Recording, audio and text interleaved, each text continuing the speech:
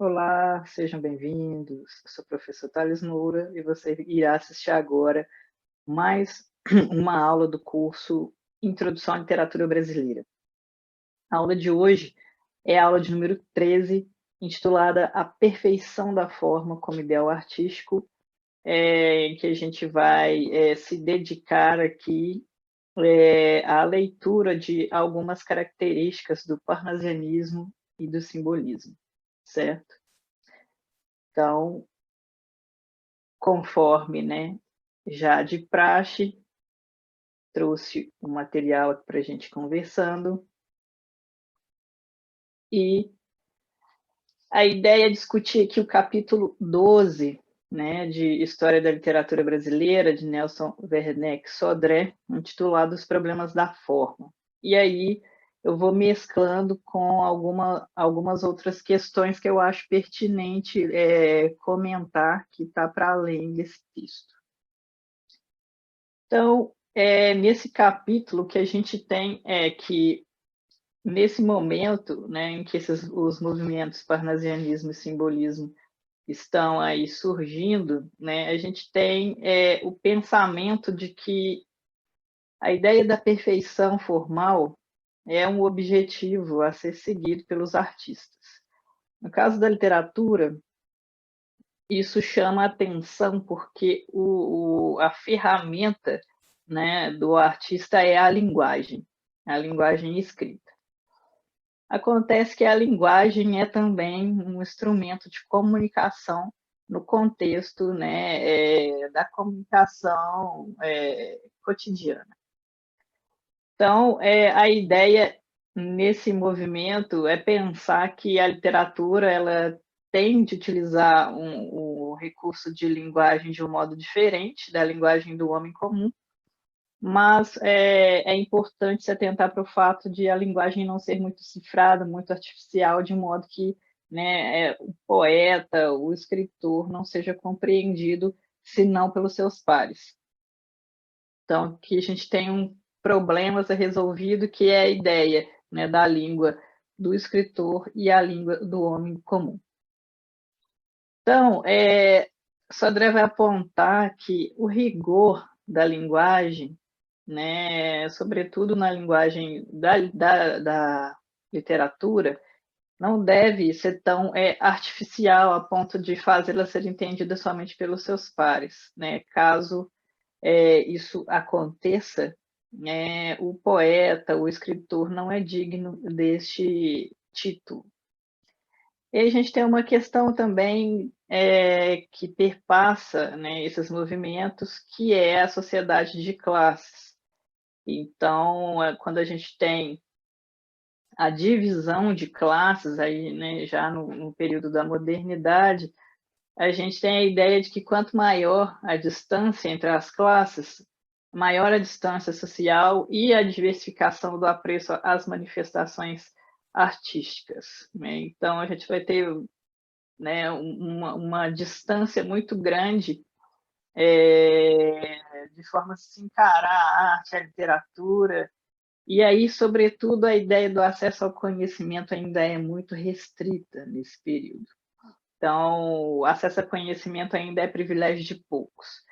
Nos países de formação colonial, como no Brasil, a ignorância acaba tornando-se um traço de classe, né?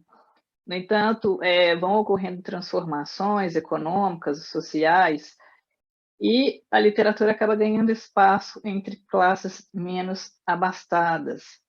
Então, essa distância começa a ser reduzida, mas há uma forma ainda de, né, a aristocracia e as classes mais altas se diferenciarem das classes mais baixas, mesmo essas tendo acesso, né, ao conhecimento, né, à literatura, que é tornar, né, aquela literatura, né, aquele objeto artístico cifrado de modo que poucos tenham acesso a um conhecimento mais elaborado, né?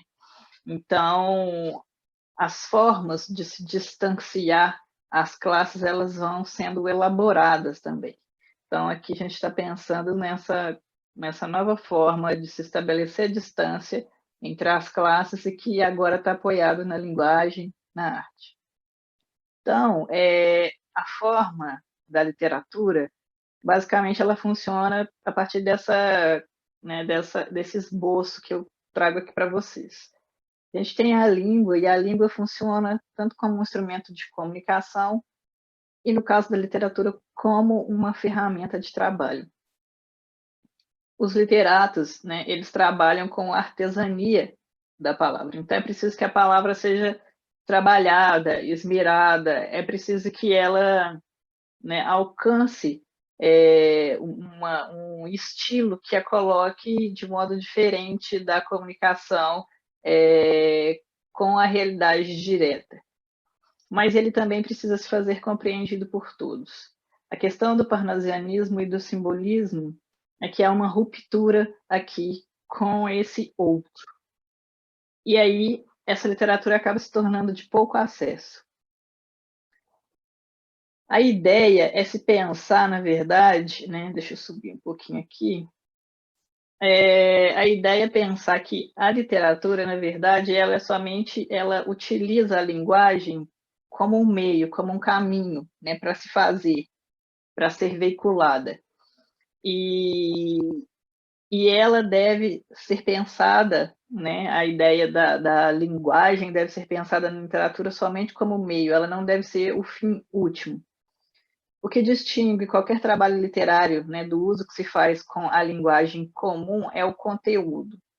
O que vai ser veiculado? Qual é a história? Qual é o enredo? Qual é o discurso que vai permear ali aquela linguagem? Então, a ideia é se pensar que a diferença, né, que vai ser estabelecida entre a linguagem do homem comum e a linguagem literária não deveria ser necessariamente somente o labor da linguagem, mas sim o conteúdo. Então, quando a gente vai avançando e as classes vão adquirindo, né, um certo acesso à arte, à literatura, os homens começam a tentar se distanciar, se diferenciar, né, as classes, de variados modos, né, desde vestuário até o modo de falar.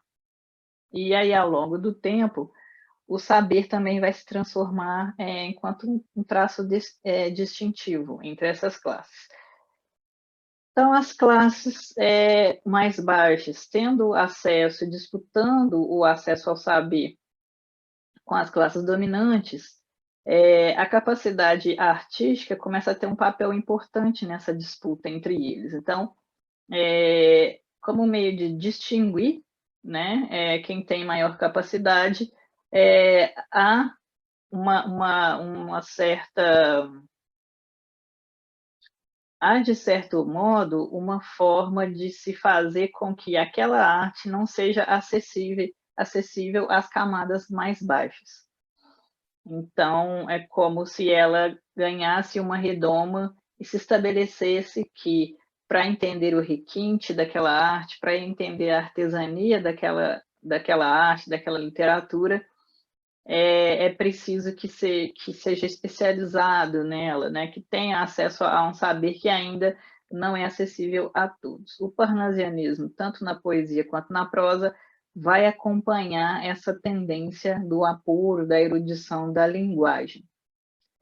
Então, se a gente pensa no parnasianismo, né, e nas suas características, a gente tem que esse movimento trabalha com uma técnica seca e rígida de linguagem, em que o que será relevante será a opulência verbal, sonoridade vocabular, depuração da arte, da participação dos ignorantes, ou seja, quanto mais trabalhada a linguagem, o verso, cifrado, né, as palavras, a linguagem, né, ser cada vez mais artificial, quanto mais isso acontece, mais se depura a arte, a linguagem das camadas populares. A ideia de se utilizar em demasia os sinônimos, o distanciamento entre escritor e público, sobretudo, né, por essa linguagem que acaba sendo acessível majoritariamente aos pares, né, a quem produz, a quem tem acesso a esse saber, e o instrumento, que é a linguagem, começa a ultrapassar a sua finalidade na arte literária. Ou seja, ao invés de comunicar, ele começa a cifrar mensagens. E o modo de decifrar essas mensagens é ter acesso, né, às classes que conseguem, de certo modo, acessar um conhecimento, um saber erudito que ainda não está disponível para todos. Então, tanto os parnasianistas quanto os simbolistas, eles vão se diferenciar, né, da linguagem do homem comum, fazendo essa cifragem da linguagem. Os parnasianos, os simbolistas, eles acabam por beber um pouco, né, das águas dos românticos. Então, necessariamente, tanto os parnasianos e os simbolistas portugueses quanto os brasileiros, eles não adquirem, né, a característica geral, né, vamos assim dizer, dos parnasianos. Eles estão sendo sempre permeados por características românticas também. Na medida em que a escola parnasiana se desenvolve, começa a se ter esse apego com o cuidado formal e com o afastamento da realidade, mas sempre permeado pelas reminiscências do romantismo. Parnasianismo, né? Quando a gente fala dos parnasianos, a gente pensa que a ideia é se distanciar da realidade pela forma, tá? E, sobretudo, se a gente pensa, né, os simbolistas, há um movimento diferente aqui, embora esse esmero pela forma, né, mas os simbolistas, eles queriam se distanciar da realidade pelo conteúdo. Então, parnasianos estavam muito mais conectados com esse labor da palavra do que os simbolistas. Os simbolistas queriam se distanciar mais pelo trabalho com o conteúdo, né? Que mensagem estava sendo permeada ali naqueles versos, naquela prosa, que distanciava da realidade objetiva, direta, né? Cotidiana.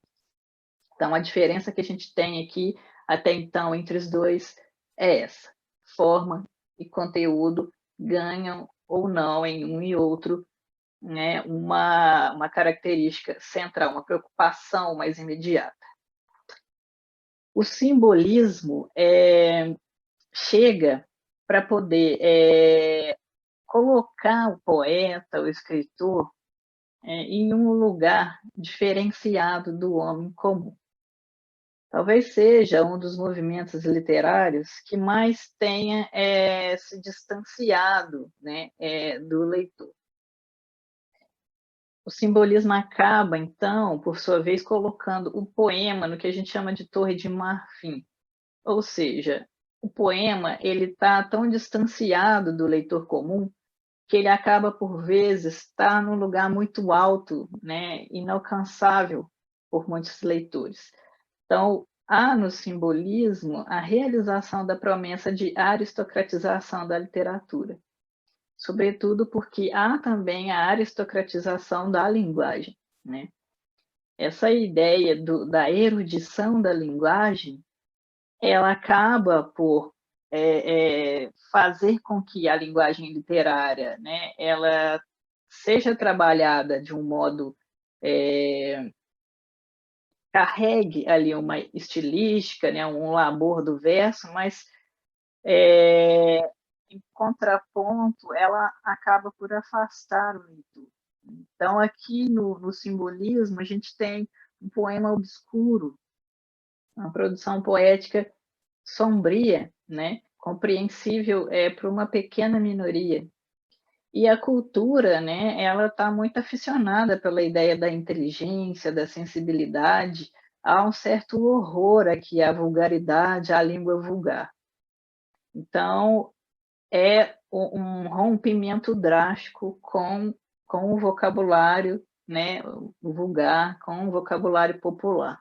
O simbolismo é esse momento em que os escritores estão tentando se afastar ao máximo dessa linguagem. Cruz de Souza, que foi um poeta afro-brasileiro, ele, por exemplo, né, se recusa a abordar em seus versos sensações mundanas, e aí o Cruz de Souza é um dos principais estetas que a gente tem das sensações etéreas, ou seja, dessas sensações que não estão conectadas com a realidade mais imediata. Então, para a gente poder pensar o simbolismo, é interessante a gente pensar que aqui a gente tem uma linguagem muito aristocratizada, né? Então, por isso, distanciada do povo. O parnasianismo ocorre entre 1870 a 1880. Muitos poetas também vinham já dessa referência romântica, né? Eles já tinham a influência dos escritores e dos poetas românticos, e alguns desses traços vão permanecer, né, mesmo após eles se inserirem dentro do movimento parnasiano.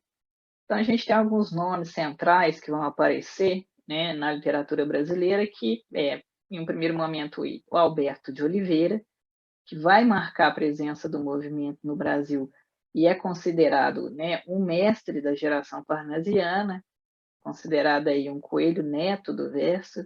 Ele trabalha não só o esmero da forma, mas ele também vai pintar quadros da natureza, né, brasileira em seus versos. E vai criar também alguns dos mais belos poemas, né, de amor, em que a gente vai ter aí dentro do cenário da literatura brasileira. Raimundo Correia já adere ao parnasianismo com a obra Sinfonias em 1883. E ele é um artista mais apurado e meticuloso. Então, ele tem um trabalho formal que se elabora ali tanto dentro da linguagem quanto utilizando, né, a própria paisagem. Então, é um trabalho com a linguagem tanto dentro, tanto fora dela, né, enquanto representação. Então, a gente tem a riqueza de pensamento, temos uma perfeição artesanal da linguagem, sem abafar, no entanto, a expressão, né? É uma tentativa de se conectar, então, com essa expressão que, de certo modo, tenta, né, chegar ao leitor. Olavo Bilac, né, ele vai figurar aí dentro do parnasianismo a partir de 1888 com a obra Poesias. E ele é considerado aí um dos poetas mais, né, gloriosos do parnasianismo. Ele é um artista inquieto, vibrante, tem uma linguagem, né, que se conecta muito com a ideia da eloquência, tem um trabalho, né, com a rima e com a métrica muito rigoroso, utiliza metáforas audaciosas, tem um vocabulário também muito opulento, né, um vocabulário rico, e ele tem um entusiasmo também, né, embora ele seja muito erudito, com a cultura popular. E Nelson Werneck Sodré vai comparar ele ali, né, dentro da literatura brasileira, a Gonçalves Dias e Castro Alves. Então, é uma tríade que ele, né, monta ali em relação a características que perpassam esses três, né, e que os distingue e, de certo modo, singulariza dentro aí da literatura brasileira em relação a essa ideia de se pensar o culto, o erudito e o popular também.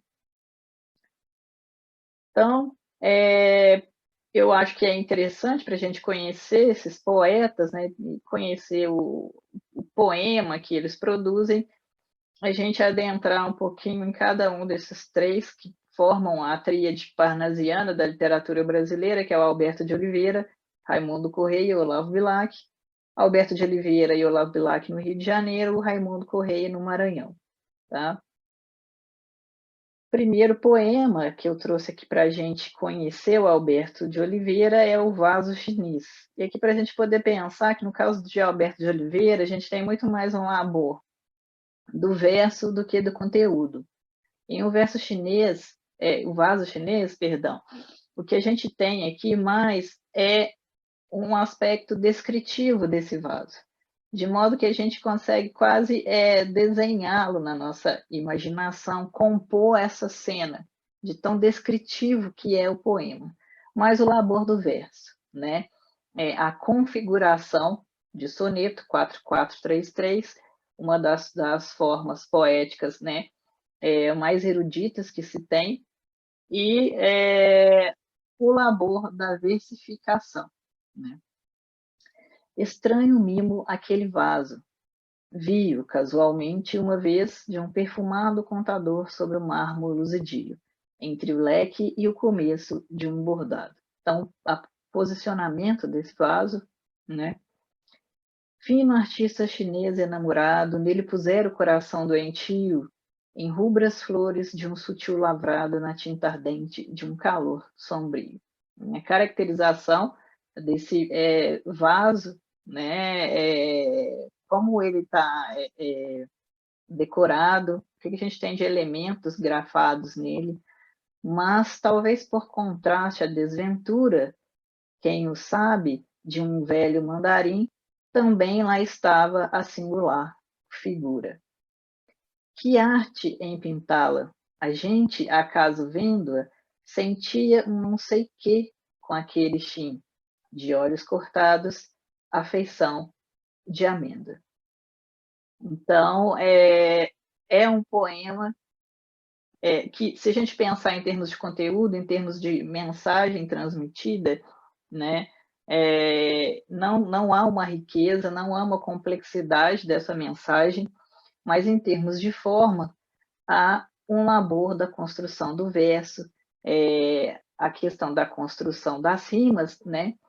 Vio, luzidio, AB, enamorado, doentio, lavrado, sombrio, AB. Então, há essa construção, né? E há essa preocupação com a métrica, né? Dentro do contexto aí do soneto. Então, Alberto de Oliveira está muito mais conectado com essa ideia da forma. Já em Raimundo Correia, né, a gente tem aqui, na verdade, um poema que tanto está conectado com o esmero do verso, da métrica, da rima, como também temos aqui um conteúdo interessante que vai permear, né, esse poema. Eu trouxe um trecho, então, de Anoitecer para a gente poder entender como é que ele vai trabalhando esses recursos de linguagem nesse poema. Embraseia o ocidente na agonia. O sol, aves em bandos destacados, por céus de ouro e púrpura raiados, fogem. Fecha-se a pálpebra do dia. A natureza apática esmaece. Pouco a pouco, entre as árvores, a lua surge, frêmula, trêmula, anoitece. Então, há alguns recursos que são trabalhados aqui em termos de estilísticas, né? Estilística, e que faz com que o conteúdo também ganhe uma luz, né? Que ele seja, de igual modo, interessante. O que a gente tem aqui, na verdade, é que, através dos recursos de linguagem, o Raimundo Correia está construindo, então, um pôr do sol e o nascer da lua, né? Embraseia o ocidente na agonia. O sol, aves em bandos destacados por céus de ouro e púrpura raiados. Fogem, fecha-se a pálpebra do dia, ou seja, o sol se põe, né? Começa a anoitecer. A natureza apática esmaece. Pouco a pouco, entre árvores, a lua. E aqui está um recurso muito interessante de linguagem que ele utiliza, que é essa aliteração, essa repetição dessas consoantes, que faz com que a gente imagine essa lua subindo pouco a pouco, né, ali entre essas árvores, né, até trazer esse anoitecer. Surge, frêmula, trêmula, anoitece. Então, frêmula, trêmula, anoitece.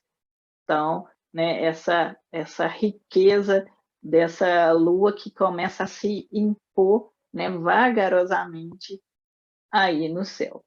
Então, além do esmero da forma, né, da construção de linguagem, também um conteúdo, né, muito interessante, enfim. Já no Olavo Bilac, a gente eu trouxe um trecho aqui de Profissão de Fé, que na verdade nada mais é do que uma caracterização geral do que né, do que era a ideia dos parnasianos, que é essa artesania, essa carpintaria da palavra, de modo que isso era uma preocupação central desses poetas, né? Então, no poema Profissão de Fé, de Olavo Bilac, nós temos: invejo o ourives quando escrevo, imito o amor com que ele em ouro alto relevo faz de uma flor. Assim procedo. Minha pena segue essa norma. Por te servir, deusa serena, serena forma. Então, a preocupação central, né, dos parnasianos, é quase como um hino dos parnasianos, né, é pensar o poema como um ourives, né, que ali produz as suas joias raras, que tem ali um trabalho quase, né, braçal com a linguagem, né, e que vai grafar ali, né, as suas formas, uma flor, né, uma alegoria qualquer, uma metáfora que vai sinalizar ali, de repente, um sentimento, uma percepção, a expressão de algum sentimento, né? E, para finalizar, a tríade simbolista, composta aí por Augusto dos Anjos, que é lá da Paraíba, né? Natural de Pau d'Arco, Cruz e Souza, de Desterro, né? Onde hoje é Florianópolis, em Santa Catarina, e Alfonso de Guimarães, mineiro, natural de Ouro Preto.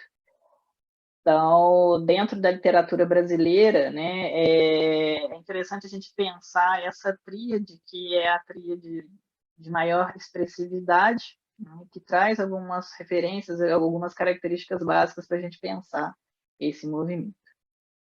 Começando, então, por Augusto dos Anjos, né, ele inicia, então, o seu trabalho com verso sendo adepto da poesia científica. E a poesia científica, né, essa ideia da linguística, né, permeando os versos, é então um passo inicial do parnasianismo. Então, ele tem essa preocupação já de antemão com a perfeição formal. O Augusto dos Anjos também tem uma questão interessante, que, para além disso, ele é um cantor exato e até minucioso da decadência de uma classe, que é a classe dos senhores de engenho, do qual seu pai fez parte, né? E de que ele traça em uns poucos versos essa magistral mortalha, ou seja, o Sodré nos aponta aqui que Augusto dos Anjos, para além de estar pensando o rigor formal, ele está participando ali, de certo modo, da história, né, de um tempo em que ele vive. Então, é interessante a gente pensar aqui no que a gente comentou um pouquinho antes nessa aula, que é essa aderência dos poetas parnasianos e dos simbolistas com essa referência romântica.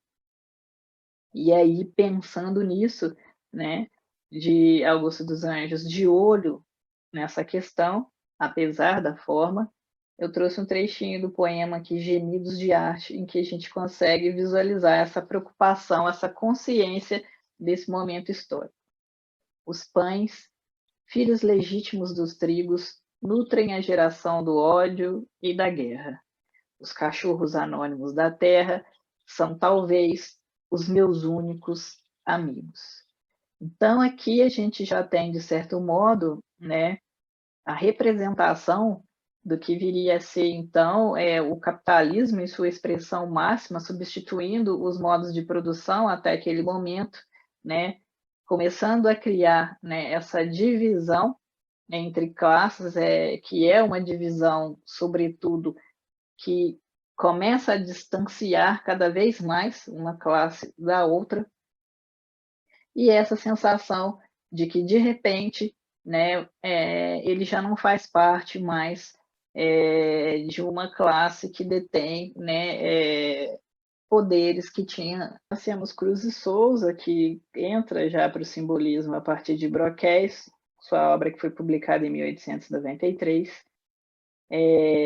Cruz e Souza, um poeta afro-brasileiro, e tem uma questão de Cruz e Souza com a ideia da obsessão pela cor branca, que outros teóricos já vêm discutindo, né?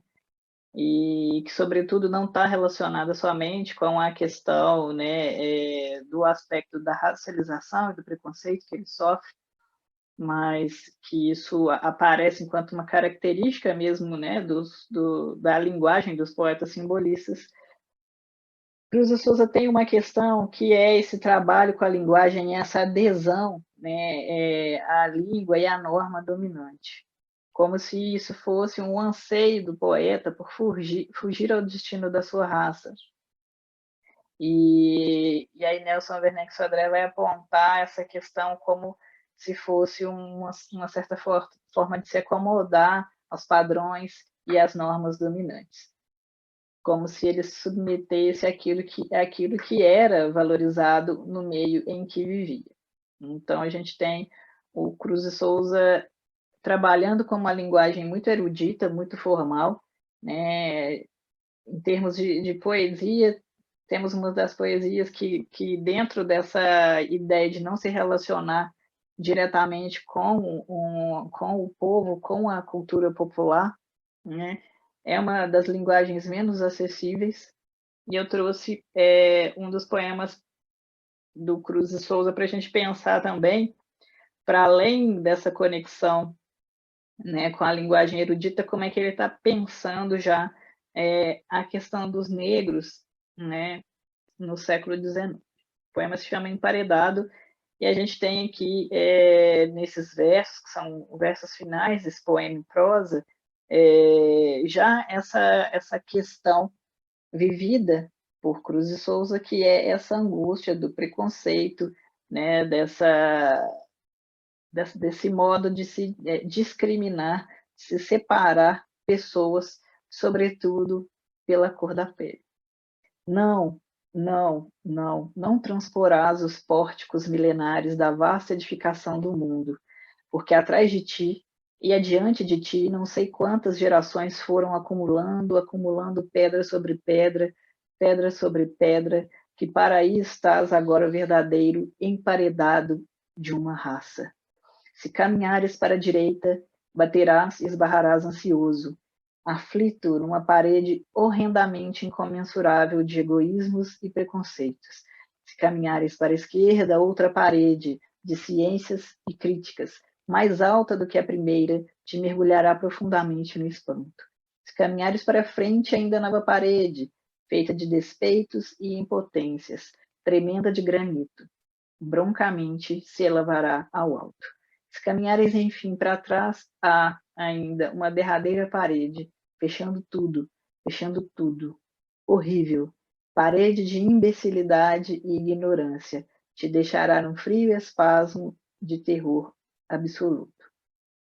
Então, essa ideia desse homem, né, afro-brasileiro, tentando aí sobreviver numa sociedade que é pré de egoísmo, de preconceito, né, atrasada em relação às discussões sobre raça, classe, gênero. Então, é um poema que acaba por denunciar, né, esse homem, esse poeta que se vê ali enquanto um emparedado na sociedade. Não há como fugir. Para qualquer lado que se vá, né, ele se vê diante de pedras, né? Então, é um poema interessante para a gente pensar como é que no simbolismo Cruz e Souza já está trabalhando todas essas questões.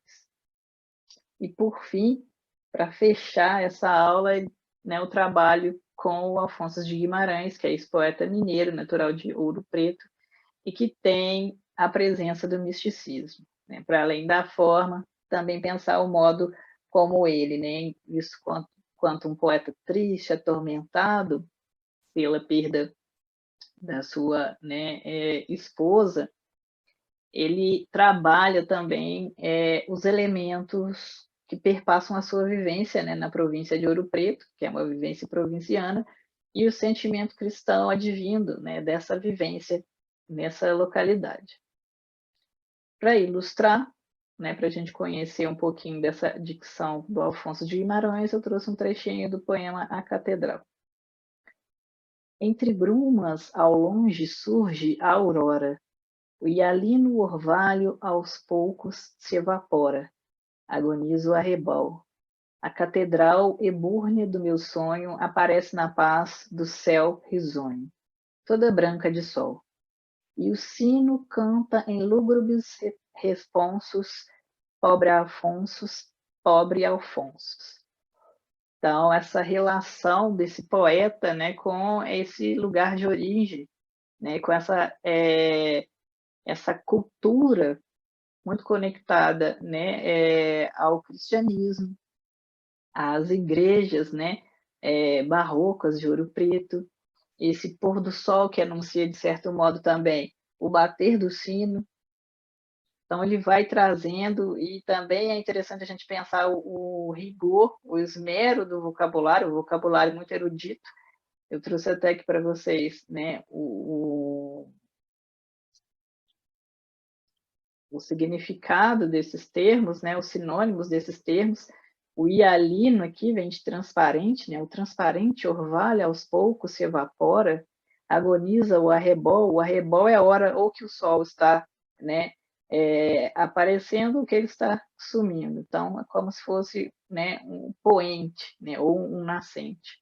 A catedral ebúrnea, né, a ebúrnea vem de marfim, ou algo que se assemelha a ele, né? Aquela cor do marfim. Aparece na paz do céu risonho toda branca de sol, e o sino canta em lúgubres responsos, né? De forma fúnebre, né? A tristeza desse poeta. Né? Pobre Alfonsos, pobre Alfonso. Então, como é que ele vai relacionando essa vivência dele naquele espaço provinciano, prem dessas catedrais, dessas igrejas barrocas, e o modo como esse sino, né, essa vivência cotidiana, essa cultura, né, de cidade do interior e de cidade histórica começa a permear a sua pobre existência. Tá, ok? Então, por hoje é só. Muito obrigado e nos vemos, então, nos comentários então do nosso fórum. Grande abraço.